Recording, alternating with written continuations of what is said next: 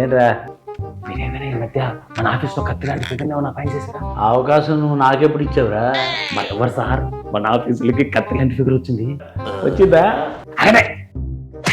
ఎవరు? బాసు. మీరు లేచి వస్తారా? నేనే పిలిపిస్తాను.